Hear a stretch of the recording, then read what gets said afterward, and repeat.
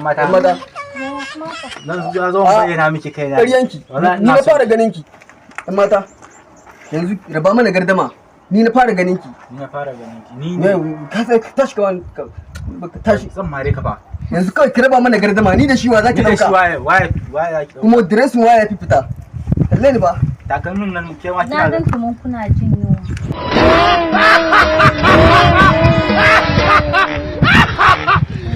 Allah amfana. Mun gode. Da kuma ta wurin subscribing na YouTube channel namu mai suna S Dan Hausa. Mun gode.